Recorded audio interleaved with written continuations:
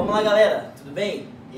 Vamos lá, perdoe a minha falta de intimidade com a câmera, mas como a gente tem essa nova etapa aí de fazer a disciplina EAD, eu vou tentar fazer umas videoaulas mais interessantes aqui para vocês, mais dinâmicas.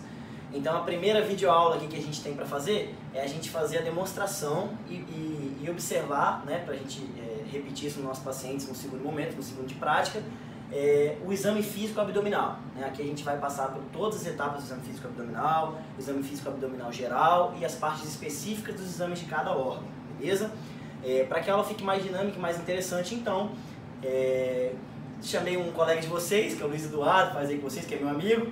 Ele vai ser o paciente para a gente vai estar fazendo todas as manobras, todas as técnicas nele e ilustrando isso de forma didática para a gente conseguir assimilar o conteúdo de uma forma mais interessante. Bom, então já temos aqui nosso paciente, Dudu, Luiz Eduardo, que vai estar servindo aqui de exemplo para a gente. A gente vai começar a fazer a demonstração aqui no Luiz Eduardo. Vamos lá, como todo exame físico, a gente tem alguma sistematização e algumas etapas que a gente tem para seguir. Então no abdômen, como a gente pode ver aqui, seguindo os outros temas, a gente tem inspeção, ausculta, percussão e palpação. Uma consideração importante para a gente lembrar do abdômen é, antes de tocar no abdômen, ou seja, antes da gente fazer percussão e palpação, a gente faz sempre antes a ausculta, porque a partir do momento que a gente toca no abdômen de paciente, a gente altera a dinâmica desse abdômen. Então, por exemplo, o ruído hidroaéreo pode ser alterado por conta de uma palpação, de uma percussão dolorosa e tudo. Então, altera a dinâmica desse abdômen. Então, a peculiaridade do exame físico do abdômen é que, em inspeção, depois a gente vem à ausculta, para sim, num próximo momento, a gente encostar nesse abdômen, ok? Vamos lá, então começando pela inspeção. A inspeção, o que a gente observa num abdômen de um paciente? Primeira situação, qual que é o tipo desse abdômen? Vamos lá, tipos de abdômen que a gente conhece. Temos o abdômen atípico, que é o caso do nosso amigo Luiz Eduardo. Temos o abdômen globoso, onde a gente tem um aumento do diâmetro anteroposterior, um abdômen globoso. A gente tem o abdômen avental, que é quando o abdômen decai sobre a parte da pelve, né? Isso a gente vê muito comum nos pós-bariátricos e tudo. A gente tem um abdômen também interessante, que é o abdômen batráqueo, que a gente fala, ou do sapo mesmo, o abdômen batráqueo, que é quando o aumento do diâmetro látero-lateral. Então a gente tem o abdômen globoso, com aumento do diâmetro antero-posterior, e o abdômen embatáqueo, quando a gente tem a proeminência do diâmetro látero-lateral. Okay? Então aqui a gente tem um abdômen atípico, né, na nossa inspeção. Que outras coisas mais a gente consegue observar ainda na inspeção? Se eu tenho presença de cicatrizes, se eu tenho a maneira da distribuição, da pelificação do meu paciente, como é que é a distribuição de pelos, se eu tenho lesões elementares de pele, eu consigo observar, se eu tenho presença de protuberâncias, que são as hérnias de parede abdominal no meu exame físico, na parede abdominal do meu paciente, e cicatrizes cirúrgicas prévias. Então a gente tem essas várias situações que a gente analisa na inspeção. A gente analisa também a própria cicatriz umbilical, se ela é retraída, se ela é protusa, se ela está mediana ou centralizada, ok? Então isso a gente faz na nossa parte da inspeção, a gente avalia todas essas variáveis. Tá diante de um abdômen, a gente, para sistematizar e a gente falar a mesma língua na semiologia, a gente tem a nossa divisão dos quadrantes abdominais. Isso é muito importante para a gente delimitar. Cada quadrante vai ser direcionado a um determinado órgão. Então a gente tem principalmente esses 9 quadrantes, a gente tem duas divisões. A divisão em 4 quadrantes, que eu nem trouxe ela aqui nos slides, a gente tem o quadrante superior direito, superior esquerdo, inferior direito, inferior esquerdo. E aqui a gente tem o que a gente mais usa na prática, onde a gente tem região aqui, ó, hipocôndrio direito, região epigástrica, região de hipocôndrio esquerdo, região de flancos bilateral direito e esquerdo, região mesogástrica, região de fossas ilíacas direita e esquerda e região hipogástrica ou suprapúbica. Essas são as regiões que a gente usa no abdômen e a gente precisa reconhecer. Por exemplo, se eu chego pra gente e falo que um paciente está com uma dor em hipocôndrio direito, eu vou pensar numa colecistite, numa vesícula biliar inflamada. Então, cada topografia dessa vai me direcionar para um órgão. Hipocôndrio direito, geralmente vesícula. Quando eu falo em região epigástrica, ali é a projeção de estômago, então uma úlcera pode doer ali, assim como a região mesogástrica também. Se eu tenho hipocôndrio esquerdo, que é onde está meu baço, ou com uma esplenomegalia, alguma situação assim. Flancos, geralmente associadas a patologias renais. Região hipogástrica, de bexiga, infecção urinária. Fossas ilíacas, fossa ilíaca direita, apendicite, fossa ilíaca esquerda, diverticulites inflamadas, beleza? Outra situação interessante aqui, a gente tem que saber quais são os principais pontos dolorosos no exame de um abdômen.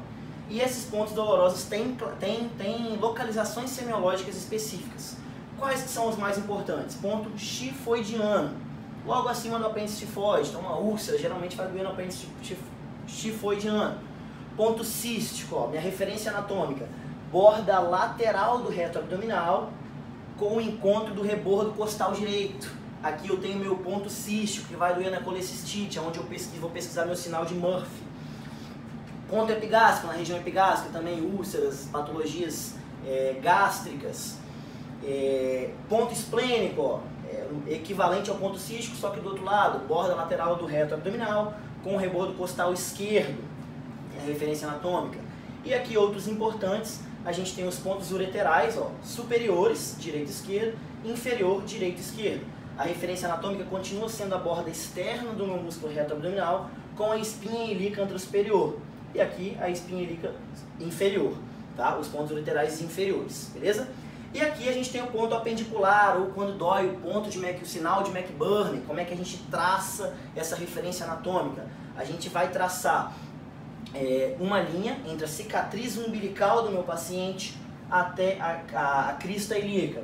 Divido isso em 3, na junção entre o terço médio e terço distal, eu tenho o meu ponto apendicular, ou quando dói, o ponto de McBurney. Okay? Então esses são os principais sinais dolorosos de um abdômen. Então fizemos a inspeção, falando sobre esses pontos, sobre essa subdivisão abdominal, a gente vai para a nossa ausculta, né? E como a gente está diante de, principalmente no intestino, na nossa disposição abdominal, a gente tem dentro do intestino líquido e ar.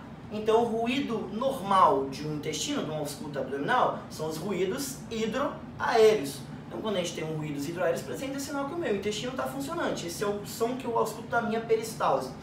Eu tenho duas técnicas principais para fazer a ausculta abdominal. Eu tenho uma técnica onde eu vou auscultar os 4 quadrantes separados, estou aqui com o meu estetoscópio, faço a ausculta dos meus 4 quadrantes em separado, quadrantes superiores, quadrantes inferiores. Ou posso fazer também a técnica em estrela, onde eu sempre parto do umbigo, da região central, vou para a periferia, volto para o umbigo, vou para a periferia, volto para o umbigo, vou para a periferia, volto para o umbigo, vou para a periferia, volto para o umbigo, ok? Para eu falar que eu estou diante de uma peristalse ausente, eu preciso ficar com o esteto por pelo menos 1 a 2 minutos em cada foco abdominal e não auscultar ruídos hidroaéreos. Aí eu falo que eu estou diante de um ruídos hidroaéreos ausentes. Então não é colocar o esteto 10 segundinhos, não ouvir peristalse, estou diante de um ruído hidroaéreo abolido. Não, eu preciso pelo menos manter o meu esteto ali por cerca de 1 a 2 minutos, ok? Então essa é a técnica de ausculta, beleza? Vamos começar a parte mais interessante, a parte onde a gente está colocando a mão nesse paciente, onde a gente está fazendo a percussão e a palpação abdominal. Primeiro, quando a gente faz a percussão, a gente percute o abdômen inteiro. Então a gente vai fazendo a técnica da percussão durante todo o abdômen. A gente percute todo o abdômen. Beleza? E o som normal da percussão de um abdômen é o som timpânico. Então a gente tem som timpânico normal, que é o som do intestino. Beleza? Então eu faço minha percussão difusamente no meu abdômen. Ok? Vamos fazer um link agora interessante quando a gente geralmente a gente faz a percussão geral e já faz a palpação geral. E a palpação geral ela é dividida em duas etapas. A palpação superficial e a palpação profunda. Veja que interessante, a palpação superficial, ela vai servir para a gente analisar a consistência da minha parede. Então eu estou procurando alterações na minha parede abdominal. Então é uma palpação que eu não faço força, então eu estou tentando avaliar a parede, se eu tenho hérnias, se eu tenho fraqueza na minha parede abdominal. Então eu faço movimentos rotacionais leves, bem leves, e eu estou procurando deformidades ou alterações na minha parede abdominal. Não estou procurando visceromegalia, ok? Beleza? Fiz a palpação superficial em todo o meu abdômen. Vou para a minha palpação profunda agora. Aqui sim eu estou procurando visceromegalias. E a gente tem a principal técnica que a gente faz é a técnica bimanual. A gente faz uma escavação no abdômen e faz esse movimento aqui de escavação no abdômen da técnica bimanual. E a gente faz isso no abdômen inteiro. Aqui sim eu estou procurando visceromegalias, diferente de quando eu estou fazendo a palpação superficial. Sempre importante, quando eu estou fazendo a minha palpação abdominal, eu reparar na face do meu paciente, porque às vezes ele está fazendo faces de dor, tá numa face antálgica aqui, e eu não estou percebendo porque eu não estou olhando para a face do meu paciente. Então eu faço a palpação sempre olhando a face do meu paciente para ver se ele vai reclamar de dor. Beleza? Como é que a gente faz a nossa avaliação de fígado? Toda vez que eu vou começar a fazer a minha avaliação do fígado, meu primeiro passo é sempre a hepatimetria. Então eu preciso medir mais ou menos o tamanho desse fígado, para ver se eu estou diante de uma hepatomegalia, se esse fígado é palpável ou não, como é esse fígado. Então geralmente a minha técnica de hepatimetria, eu começo a fazer a minha percussão na linha mamilar, na altura da linha hemiclavicular direita, e vou fazendo, ó, som claro pulmonar, som claro pulmonar, som claro pulmonar, som claro pulmonar, até que eu cheguei num som maciço. Então, ó, som claro pulmonar, som maciço. E vou continuando, som maciço, som maciço, som maciço, som timpânico. Então, mais ou menos, essa parte do meu som maciço é onde eu estou, o tamanho do meu fígado, tá? Que é a transição entre o som claro pulmonar, som maciço e som timpânico. Isso é sinal que o meu fígado, uma víscera maciça, está presente nessa situação. E eu posso medir isso com polpas digitais, mais ou menos, fígado, cerca de 4 polpas digitais, ou posso medir com uma fita métrica. O ideal é que você meça com uma fita métrica. O fígado normal varia de 7 a 11 centímetros na hepatimetria. Então, o meu primeiro passo é fazer hepatimetria pela percussão. Então, determinei mais ou menos o tamanho do meu fígado, aonde ele acaba, eu vou para minhas técnicas de palpação do fígado. O que eu quero palpar? Se eu tiver uma hepatomegalia, eu consigo palpar geralmente a minha borda hepática. E aqui é muito importante a gente falar um pouquinho da cirrose hepática. A gente vai ter aula sobre isso mais pra frente, mas a cirrose hepática, vejam bem, um processo que eu estou fazendo cicatriz no meu fígado abundantemente, o etanol é muito lesivo para o hepatócito, então eu vou substituindo o meu hepatócito normal por fibrose. Então eu começo a ter um fígado de consistência endurecida, porque ele está cicatrizado, ele está atrofiado, porque ele está virando cicatriz, e eu tenho superfícies irregulares, porque quando vocês viram na patologia, a gente tem micronódulos de regeneração, então ele perde a arquitetura normal do fígado. Então geralmente quando eu palpo, geralmente eu não palpo, porque o fígado está diminuído de tamanho, ele está atrofiado, mas se eu conseguir palpar a borda, eu vou conseguir palpar uma borda irregular, de superfície mais endurecida. Beleza? Para fazer a palpação de fígado, então, a gente tem basicamente duas técnicas mais importantes. A gente tem a técnica em garra ou de Mathieu, como a gente tem aqui, e a gente tem a técnica de Lemos-Torres. Como a gente faz essa técnica? Para palpação de fígado, é interessante a gente perceber que a gente palpa a víscera no momento da inspiração. O que acontece? Quando eu faço a minha inspiração, eu encho o meu peito de ar e jogo o meu diafragma para baixo. Aí sim que eu consigo fazer a palpação da víscera. Porém, o meu posicionamento da mão para fazer a técnica é realizado na expiração. Então eu posiciono a minha mão na expiração e eu vou sentir a palpação na inspiração. Então a gente precisa sincronizar isso com o nosso paciente. Beleza? Então vamos lá. Primeiro, técnica em garra. Estou aqui, ó, na altura do ombro direito do meu paciente. Já fiz a hepatimetria, determinei o rebordo costal, mais ou menos qual o tamanho do fígado do meu paciente. Vou pedir para o meu paciente encher o peito de ar, enche o peito de ar, esvazia o peito de ar, aí eu posiciono minha mão e peço para ele encher de novo. Exatamente. Então a minha palpação se dá no momento que ele inspira novamente, mas o meu posicionamento da mão é feito na expiração. Vamos lá, de novo, só para a gente perceber de novo. Inspiração, expiração, eu posiciono e inspiro de novo. Exatamente, o fígado dele não é palpável, mas o paciente palpável, eu sentiria ele no momento que eu estou inspirando o ar. Então, técnica em garra ou de Mathieu. Beleza? Tenho também a técnica de Lemos-Torres, aí é uma técnica que a gente faz bimanual, a gente coloca a mão aqui atrás do hipocôndrio, também sincronizada com a respiração, e eu vou palpar com a borda dos meus dedos aqui, ó. Então, a técnica de Lemos-Torres. Vamos lá. Enche o peito de ar, expira, posiciona e inspira novamente. É aqui que eu sentiria o meu fígado, beleza? Então as duas técnicas, técnicas de Mathieu ou em garra e técnicas de Lemos-Torres, as duas são totalmente equivalentes. Beleza? A gente vai falar mais pra frente também em questão de abdômen agudo, mas vamos lá. Se eu estiver fazendo, existe o nome de um sinal, nem coloquei ele aqui, mas que a gente tem a digitopercussão dolorosa quando eu estou fazendo a minha hepatimetria. Digitopercussão dolorosa. O nome desse sinal é sinal de Torres-Homem e ele é associado à formação de abscesso hepático, geralmente por uma ameba histolítica, entamoeba, por um ameboma, um abscesso de ameba hepático, né? Então, sinal de Torres-Homem, diferente. A técnica é Lemos Torres, mas o sinal é de Torres-Homem. Dor à digitopercussão durante a hepatimetria. Beleza. Vamos lá, vesícula agora. A gente sabe que a vesícula está localizada no hipocôndrio direito. Então a gente acaba fazendo a avaliação da vesícula semelhante junto com a avaliação hepática. Então eu tenho um sinal muito importante que eu pesquiso na vesícula, que é o sinal de Murphy.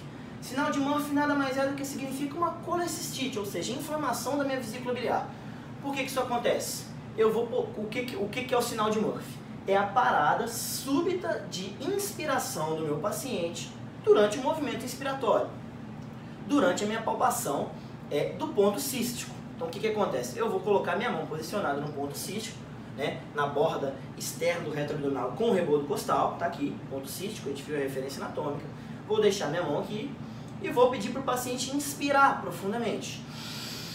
Quando ele inspira profundamente, se ele tiver com uma vesícula inflamada, o diafragma dele está jogando a vesícula dele contra a minha mão do examinador. E é uma vesícula que está inflamada. Então, o reflexo do meu paciente quando começa a sentir dor é parar subitamente o movimento inspiratório. Então, eu tenho uma parada súbita do movimento inspiratório quando eu estou fazendo a palpação de ponto cístico. O paciente para, mesmo porque ele sente dor. Então, sinal de Murphy, sinal da colecistite aguda, beleza?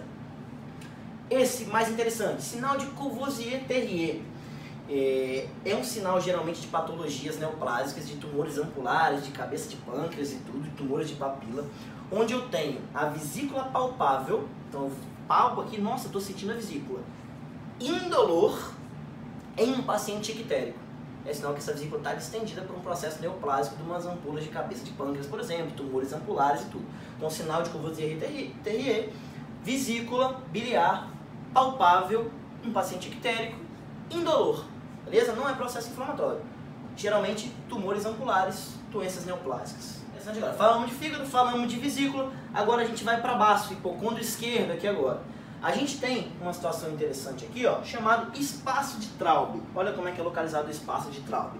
É um espaço semilunar no hipocôndrio esquerdo, né, onde eu tenho na minha percussão um som timpânico. Eu não tenho nada ali, porque no meu hipocôndrio direito eu tenho maciço, porque eu tenho meu fígado. Aqui eu não tenho nada. Então quando eu palpo o meu espaço de Traube, eu tenho um som timpânico a percussão, ok? Porque o baço está ali, pequenininho, ele é não palpável, está ali escondido. Quando eu tenho uma esplenomegalia, meu baço aumenta de tamanho, eu digo que meu espaço de Traube está ocupado, não está mais livre. Então eu começo na minha percussão a sentir maciçez no espaço de Traube, ok? Então eu começo a ter maciçez e não timpanismo, que era o que a gente tinha normalmente. Maciçez no espaço de Traube. Esse é o primeiro sinal de uma esplenomegalia. Primeiro sinal de uma esplenomegalia, presença, espaço de Traube ocupado. Maciçez é o espaço de Traube. Ele tem que estar timpânico normalmente. Palpação de baço pode ser feita da mesma maneira que a palpação do fígado. Então eu estou aqui do lado direito do meu paciente e faço sempre sincronizando com a respiração. Em vez de fazer do lado de cá, eu vou fazer do lado de lá. Peço para o meu paciente inspirar, expirar, posiciono minha mão e peço para inspirar novamente. Mesmo jeitinho, não tem um nome diferente, técnica igual o fígado tem, tá? Mas aqui é interessante, eu tenho uma posição que eu posso sensibilizar o meu exame do baço. O baço não está localizado no hipocôndrio esquerdo, existe uma posição chamada posição de Schuster, onde eu consigo sensibilizar o meu exame do baço. Com as mãos em cima da cabeça, a mão esticada, geralmente. Isso. E olha como é que eu exponho a minha loja de baço aqui. E faço a palpação bimanual, sincronizando com a respiração. E consigo ter mais acesso à minha loja esplênica aqui, mais fácil para passar. Então essa é a posição de Schuster que eu consigo sensibilizar minha manobra.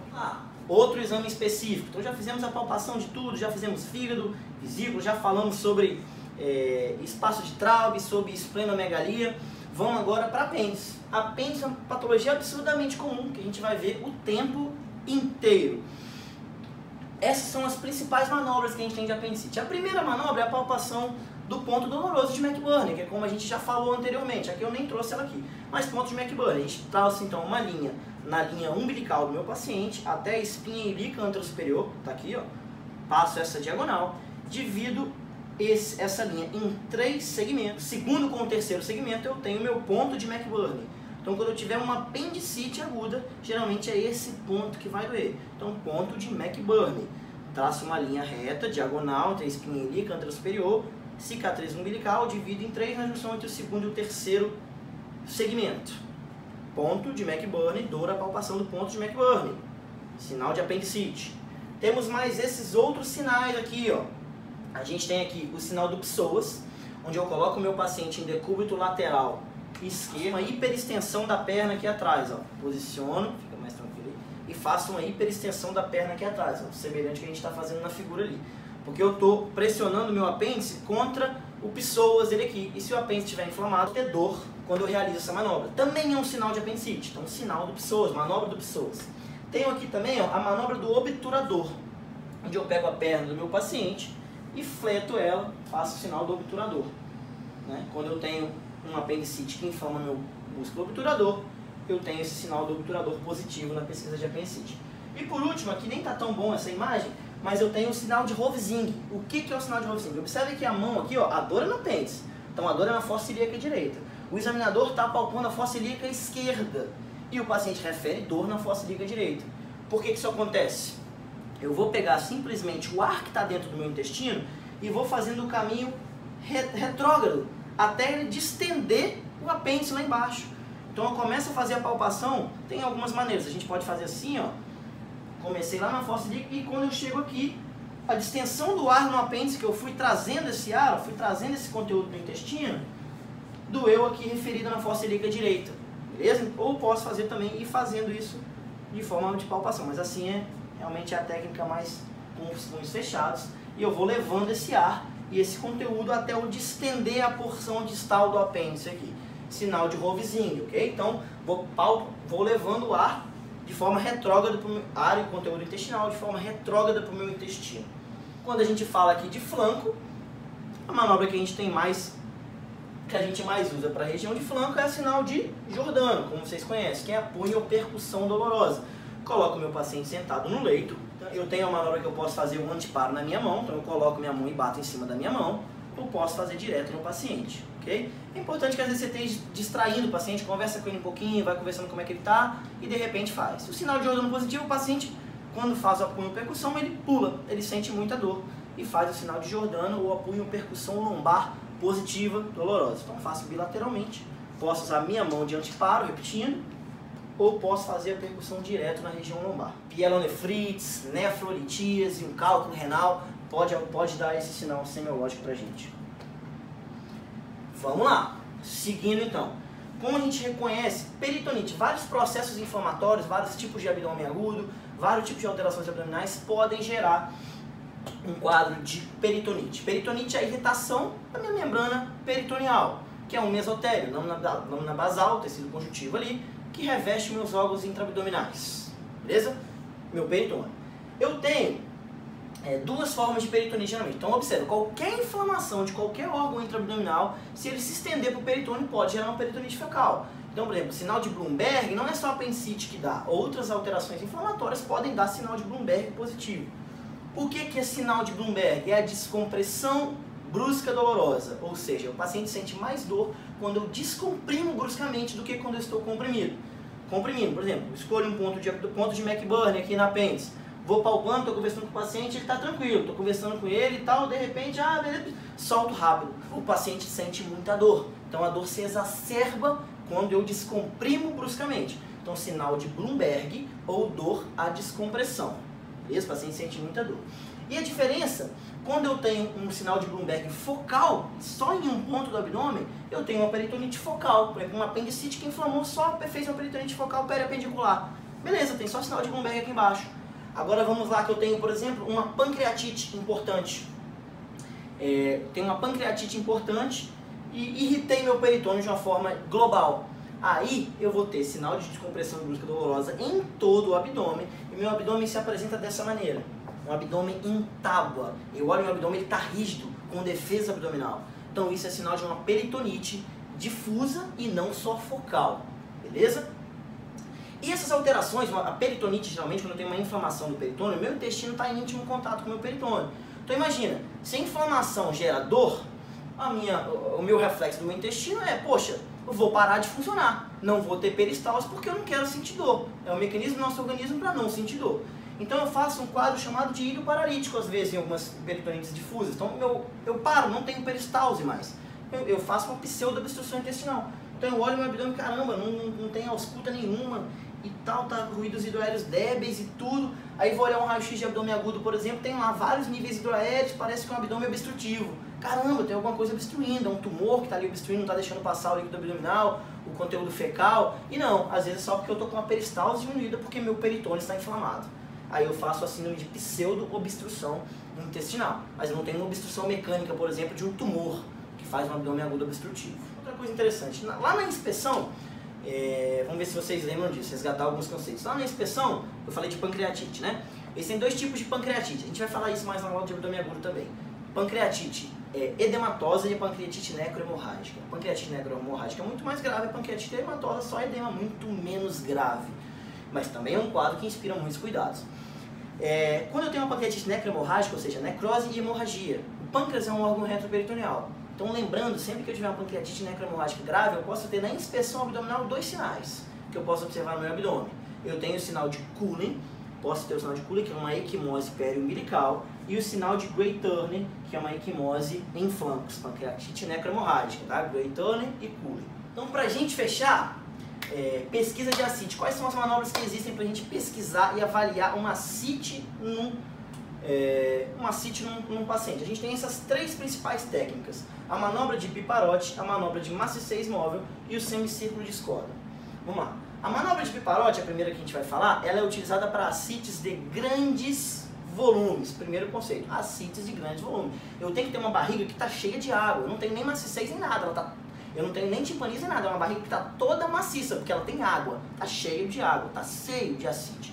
Então a manobra do Piparotti, eu vou pedir para o meu paciente posicionar a mão na região periumbilical, vou colocar a mão no lado contralateral e vou dar petelecos. Essa onda de água vai reverberar na mão do meu paciente e eu vou sentir essa onda de água, de líquido, na minha mão no lado oposto. Essa é a manobra de Piparotti. Então eu só vou conseguir sentir o lado oposto para ascites de grandes volumes, que tem que estar cheio de água, tem que sentir água lá dentro, bater água e sentir do outro lado. Então ascites de grandes volumes, manobra de Piparotti. Maciçez móvel agora. Vamos lá, imagina que eu estou lá na ascite, quando eu tenho água no abdômen, eu vou fazer minha percussão, eu tenho maciçez, porque tem água. Não era só onde era para ter intestino, que era para dar som timpânico, tem água, então o som está maciço. Um paciente que tem uma ascite moderada, por exemplo, a ascite se acumula nas periferias. Então estou fazendo minha percussão lá, beleza, tá timpânico, nas periferias, opa, tá maciço. Não tem água aqui. Mas aqui em cima, opa, não tem água, tá timpânico. Então quer dizer que eu tenho água nas periferias. Então palpei aqui, percuti aqui, tá maciço, maciço, maciço, timpânico no meio, maciço aqui embaixo. Falei, opa, tem alguma coisa que tá maciço aqui. Então na pesquisa de maciçez móvel, eu delimitei que minha maciçez aqui, peço para o meu paciente virar em um decúbito do outro. Vamos lá. Como o meu paciente tem ascite de moderada, ele vai para a força gravitacional. Então a maciçez agora não está no meio da barriga, porque a água foi para baixo. Então a maciçez aqui, ó, está embaixo do abdômen. E quando eu percuto esse lado aqui, o flanco, está timpânico, porque a água foi para baixo. Beleza? Aí depois eu pego e posiciono meu paciente para o outro decúbito. O líquido acítico foi para baixo, então minha maciçez está aqui embaixo do lado de cá. E aqui onde estava maciço, está timpânico, porque a água foi para baixo pela força da gravidade. Então a maciçez se moveu de acordo com a gravidade. Pesquisa de maciçez móvel. Se eu tiver uma barriga que só tem água, eu não vou ter maciçez móvel, porque ela vai estar toda maciça. Eu vou virar do lado, vai estar tudo maciço. Vou virar do outro, vai estar tudo maciço. Então maciçez móvel não serve para ascites de grandes volumes. Quem serve é Piparotti. Maciçez móvel para ascites de moderados volumes. Assim como o semicírculo de Skoda. Olha lá. Como é que é o semicírculo de Skoda? Basicamente a gente vai começar a percutir aqui em cima do apêndice tifoide, vai percutindo, percutindo e vai avaliar a transição entre o som timpânico e maciço. De novo, vou fazendo em raio, de novo. Som timpânico, opa, som maciço. Som timpânico, som maciço. Observa que se a gente for fazer isso, a gente consegue delimitar, ó, como a água fica a água fica nas extremidades, nas periferias, a ascite fica na periferia, então eu consigo ter a maciçez nas extremidades, fazendo o semicírculo de Skoda, que é essa transição entre o timpanismo do intestino que está aqui e a maciçez da água, da ascite, que está localizada nas periferias. Beleza, gente? Ó, e com isso, a gente encerra essa demonstração de exame físico abdominal. A gente sabendo todas essas peculiaridades que a gente deu nessa aula, a gente consegue fazer um exame físico e direcionar muito bem nossas hipóteses diagnósticas. Isso são todas as etapas que a gente precisa realmente ter conhecimento num exame físico abdominal. É a primeira vez que eu gravo uma aula. Falei, você vê como é que tá aqui em casa, tá? Eu tô falando com uma câmera sozinho, tô me sentindo retardado. Mas espero que vocês tenham gostado da aula, espero que vocês aprendam, consigam assimilar vários conceitos. E a gente se vê na videoconferência para tirar as dúvidas. Beleza? Grande abraço!